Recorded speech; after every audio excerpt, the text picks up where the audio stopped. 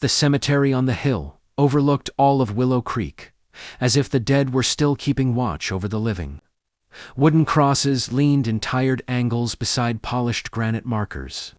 Wild grass bent beneath the prairie wind, whispering through the rows like a restless spirit. And among the stones stood Bob Whitaker, steady and silent, his hammer rising and falling in practiced rhythm. Tap, tap, tap. Each strike of his chisel sent a fine spray of dust into the air. The name beneath his hands slowly emerged from the stone. Eleanor Hayes, 1842 to 1889. Bob worked with care, shaping every letter as though it were sacred. He believed names deserved respect. Long after voices faded and photographs yellowed, a name carved deep into granite remained. It endured storms. It endured time. It endured forgetting. He paused and wiped his brow with the back of his sleeve. The afternoon sun was relentless, but Bob hardly noticed. He had carved tombstones for nearly 15 years now. He knew the weight of loss better than most. When influenza had taken his wife Margaret, he had carved her marker himself, his finest work. After that day, he stopped carving anything else. Grief had hardened him like stone. The townsfolk said Bob was dependable, quiet, a man who understood sorrow. Families sought him out when death came knocking. He never turned anyone away. Yet no one lingered long in his workshop. It was a place of endings. By early evening, he loaded the finished headstone onto his wagon and made his way down into town. Willow Creek was small, but stubborn wooden storefronts lining a dusty street. Horses tied to rails, the distant clang of a blacksmith's hammer ringing through the air. Children ran past him laughing, their boots kicking up little clouds of dirt. Bob watched them briefly before looking away. He delivered the headstone to the Hayes family, offering a respectful nod before leaving them to their mourning. When he returned to his workshop at the edge of town, he found someone standing near the door. She wasn't dressed in black, like most of his visitors. Instead, she wore a pale green dress with rolled sleeves and held a stack of books against her chest. "Mr. Whitaker?" she asked. "That's me," he replied, setting down his gloves. "My name is Abigail Turner.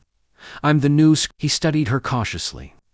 She looked young to have taken on such responsibility, but there was something steady in her posture. "I'm sorry for your loss," he said automatically. She blinked. "Oh, I'm not here for a tombstone." That caught his attention. "Then, what can I do for you?" Abigail stepped inside the workshop without hesitation. Her gaze moved over the stone slabs lining the walls, the half-finished markers, the tools hanging in careful order. "You're very talented," she said softly. "I carve letters," Bob answered. "That's all. It's more than that. You make them last." He shrugged. "That's the point." She set her books on a nearby table. "I pass the cemetery every morning with the children. Some of them have parents buried there. Some have siblings. They see those stones before they even begin their lessons." "Death doesn't wait for lessons," Bob replied. "No," she agreed gently. "But life doesn't stop either." He frowned slightly. "Miss Turner, if you're trying to spare the children from the sight of a graveyard, I'm afraid I can't help you." "That's not what I'm asking." She stepped closer to a blank slab, leaning against the wall, smooth, untouched. "I'm asking if you've ever considered carving something for the living." The words hung in the air. "I carve tombstones," Bob said firmly, "and you do it beautifully. But imagine what you could do if you carved words that weren't tied to an ending." He crossed his arms. "People come to me because someone has died." "Yes," she said. "But they leave with something permanent. Something that says, this life mattered." He didn't answer. Abigail met his gaze steadily. "Why not carve something that says, your life still matters?" The question unsettled him more than he expected. "I don't take commissions for decorations," he said. "I'm not asking for decoration." She smiled faintly. "I'm asking for hope." Silence stretched between them. Outside, a group of children's laughter echoed down the street. The sound felt strangely out of place among granite and dust. Abigail picked up her books. "If you ever change your mind, the schoolhouse could use a sign, something simple. something that reminds the children their futures aren't already written. She moved toward the door, but paused. You carve names so carefully, Mr. Whitaker. You treat each one as if it's worth remembering. It is, he replied quietly. Then perhaps, she said, the living deserved the same care. After she left, Bob stood alone in the fading light. His eyes drifted back to the blank slab against the wall. For years, he had found comfort in finality. Stone didn't change. It didn't disappoint. But as the laughter of children carried faintly through the evening air, he found himself wondering what it would feel like to carve something that wasn't about loss. His fingers brushed the smooth marble. It was unmarked, waiting. And for the first time in years, Bob wasn't entirely certain what he would carve next. The blank slab haunted Bob. For 3 days, it remained where Abigail had stood beside it, leaning against the far wall of his workshop. Each morning, he arrived before sunrise, brewed his strong black coffee, and set himself to work on commissioned headstones, names, dates, scripture verses, familiar territory. Yet, no matter how focused he tried to be, his gaze drifted back to that untouched marble. On the 4th morning, he finally gave in. He ran his hand across its smooth surface, cool, flawless, unburdened by sorrow. I carve tombstones, he muttered to himself, as though the words were law. But even laws could be reconsidered. Outside, Willow Creek stirred awake. Wagons rolled down the main road. A rooster crowed somewhere beyond the barns, and from a distance, he heard something unusual drifting on the breeze. Children's voices reciting in unison. Curiosity tugged at him. He set down his tools and stepped outside, following the sound toward the small white schoolhouse near the edge of town. The building was modest but sturdy, with wide windows thrown open to let in the morning light. Bob stood near the fence, unseen. Inside, Abigail moved between the desks, chalk in hand. What do we say when something feels too hard? She asked the children. A small boy in the front row raised his hand eagerly. We try again, and if we fail the second time, she pressed gently. A little girl with braids answered, we try again anyway. Abigail smiled. Exactly. The future belongs to those who keep trying. The words struck Bob harder than any chisel blow. The future belongs. He stepped back, unsettled by how deeply it resonated. A child noticed him first. Miss Abigail. Mr. Whitaker's outside. Several heads turned. Abigail looked toward the window and met his eyes. She didn't seem surprised. Moments later, she stepped outside. Good morning, Mr. Whitaker. I wasn't spying, he said gruffly. I didn't think you were. He hesitated. You tell them that every day. Something like it, she replied. Many of them don't hear encouragement at home. Their families work long hours. Some are still grieving. She paused. Hope must be practiced, just like arithmetic. Bob looked down at his boots. Hope doesn't last. Abigail tilted her head. Why do you believe that? Because I've seen what outlasts it. She studied him quietly, understanding flickering in her eyes. Your wife, she said gently. He stiffened. I'm sorry, she added quickly. The town speaks kindly of her. They say she was warm, generous. She was, he said, his voice low. And you carved her stone. Yes. And does it bring you comfort? Bob considered the question. It reminds me she was real. Abigail nodded. Then imagine what it might mean for these children to see something carved in stone that reminds them their dreams are real. Silence stretched between them again. But it felt different. Now less defensive, more thoughtful. I wouldn't know what to write, he admitted. Write what you wish someone had carved for you, she said softly. The suggestion lingered long after he returned to his workshop. He stood before the blank slab once more. This time, instead of resisting, he picked up his chisel. The first strike rang louder than expected. It felt daring. He paused, listening to the echo fade. His hands trembled slightly, not from weakness, but from unfamiliarity. He had carved sorrow for years. Carving hope felt like stepping into open air without knowing if the ground would hold. Slowly, deliberately, he began. The letters formed carefully beneath his steady hand. The future is yours to shape. He stepped back, heart pounding. It wasn't elaborate.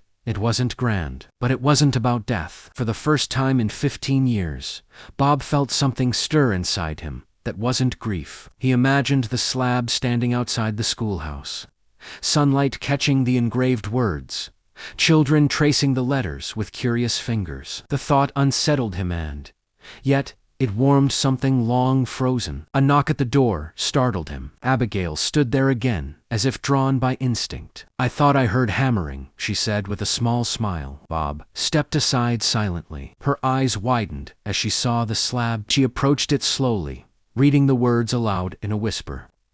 "The future is yours to shape." When she turned back to him, her eyes shimmered not with tears of sorrow, but with something brighter. "If you carved this?" He nodded once. "It's beautiful." Bob shook his head. "It's just stone." "No," she said firmly. "It's possibility." He had no answer for that. Outside, the wind shifted, carrying the sound of children laughing once more. And for the first time, Bob didn't feel like an outsider to it. He felt almost part of it. The stone carver, who had built his life around endings, had just carved his first beginning. And though he didn't yet know it, neither his craft nor his heart would ever be the same again. The slab stood outside the schoolhouse by the end of the week. Bob had delivered it at dawn before the children arrived. He positioned it carefully near the entrance, anchoring it firmly into the earth. When he finished, he stood back and studied his work. "The future is yours to shape." The words caught the early light, shadows settling into each carved letter. It felt strange, almost improper, to leave something of his in a place meant for laughter. He was accustomed to cemeteries, to bowed heads and hushed voices. This was different. This was exposed. He turned to leave, but stopped when he heard footsteps behind him. "You didn't think you could place it here unnoticed, did you?" Abigail stood a few paces away, her shawl wrapped around her shoulders against the morning chill. "I wasn't looking for praise," Bob replied. "I know," she said softly. "That's why it means something." They stood side by side as the first few children began arriving. A small boy halted in front of the stone. "Miss Abigail," he called. "What's this?" "A gift," she answered, "from Mr. Whitaker." Several children gathered around it.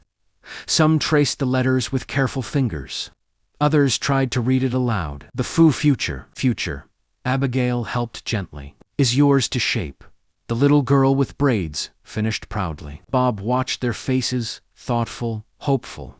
Hopeful, no tears, no mourning, just possibility. Something shifted inside him. That afternoon, as he worked in his shop, a familiar figure stepped through the doorway. It wasn't Abigail, it was Sheriff Dalton. The older man removed his hat slowly. "Afternoon, Bob." "Sheriff." Dalton stepped inside, glancing around at the unfinished headstones.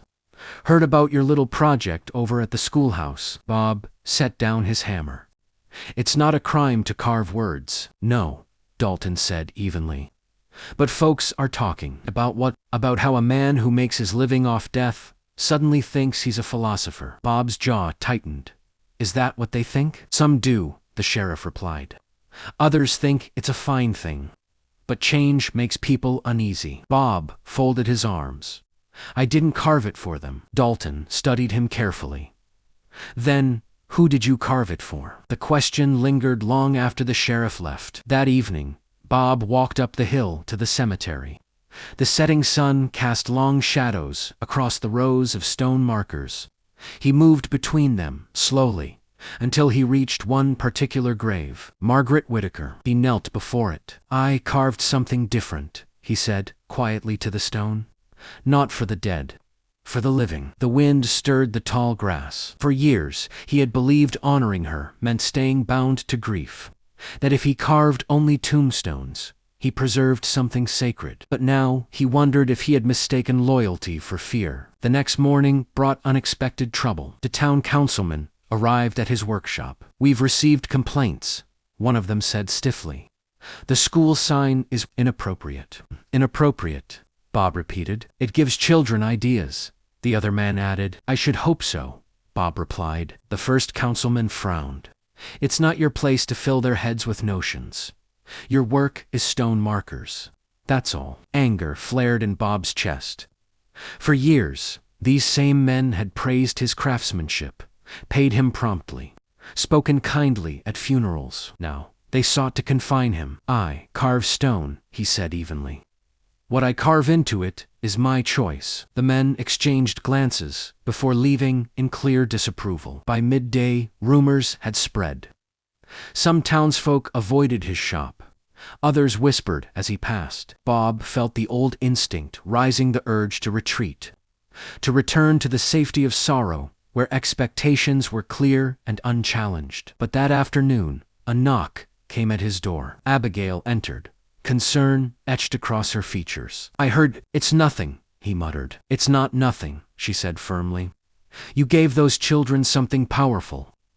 Some people fear what they cannot control." He looked at her sharply. "You think I did the right thing?" She stepped closer. "I know you did." Silence passed between them, thick but steady. "Does it frighten you?" she asked gently. "Yes," he admitted. She smiled softly. "Good." He blinked. "Good. It means you're alive." Her hand brushed against the workbench, close to his. Not touching, but near enough to feel. Bob realized then that the cracks forming in his carefully built walls were not signs of weakness. They were spaces where light could enter. And for the first time in years, he wasn't afraid of what might grow there. The rumors did not fade. If anything, they deepened. Some townsfolk avoided Bob's workshop entirely. A few commissions were quietly withdrawn. Others still came, grieving families who cared little for gossip, but the air around him had shifted. He felt it in the way conversations stopped when he entered the general store. He heard it in the muttered phrases.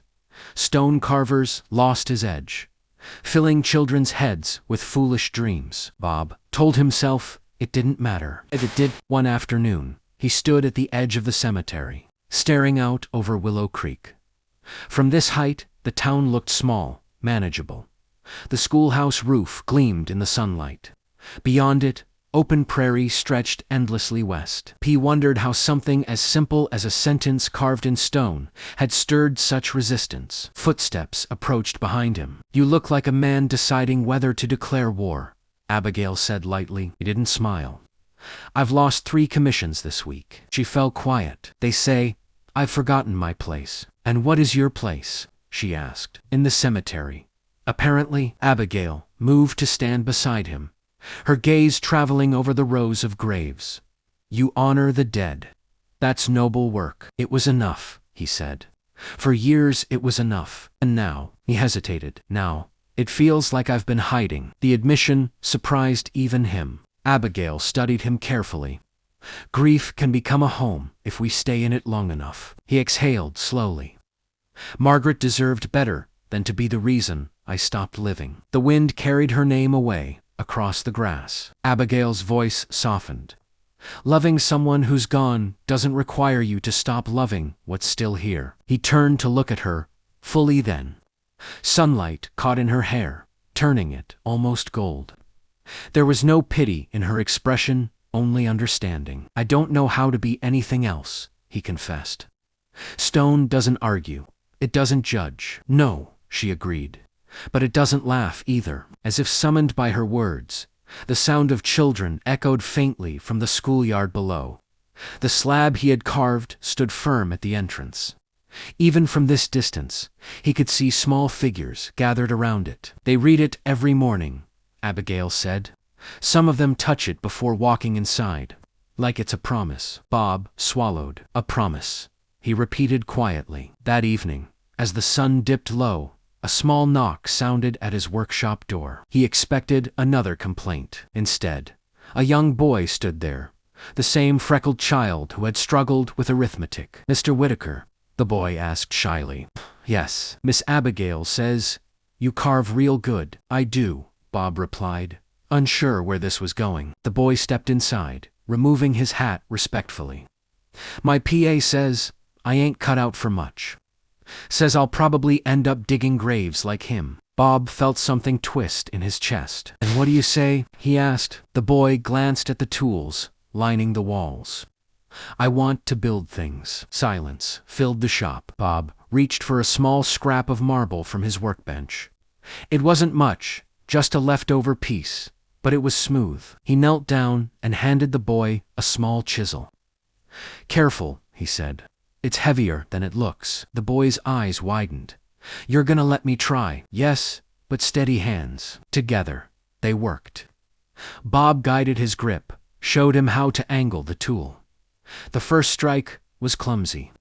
The second, more confident. By the time the boy left, he carried a small stone in his hands, with uneven but legible letters. "I can." The next morning, the boy showed it proudly to the other children. By noon, 2 more students had visited Bob's workshop. By the end of the week, he had carved not only tombstones, but small stones for the living. Words like courage, try again, believe. And slowly, quietly, the murmurs in town began to change. Some still disapproved, but others began to understand. One evening, as Abigail stood beside him, watching the sunset from the hill, she spoke softly. "You're no longer just carving names," she said. He looked at his hands, scarred strong, dusted in pale gray. "No," he admitted.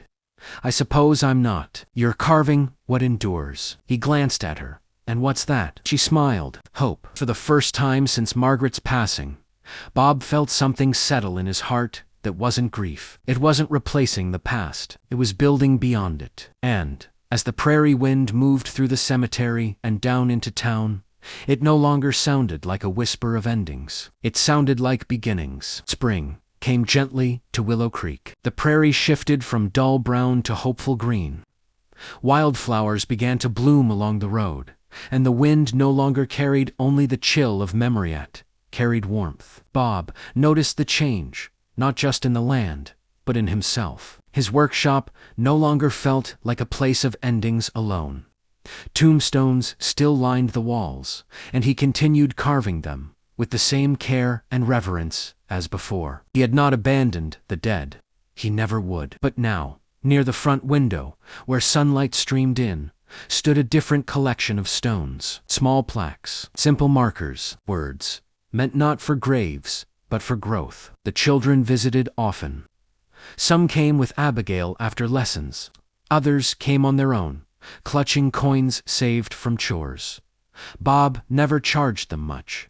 Sometimes he charged nothing at all. One afternoon, Abigail stood in the doorway, watching him guide a young girl's hands as she carved the word brave into a palm-sized stone. "You're patient," Abigail said. Once the girl left, grinning proudly. "I wasn't, once," Bob replied. She stepped inside. "People are talking again." He raised an eyebrow, complaining. "No," she said, with a soft smile, admiring. He paused his work. "The council met yesterday," she continued. "They've decided to commission you for another tombstone," he asked. "For the town square." That caught his attention. "A proper monument," she explained. "Something that represents Willow Creek.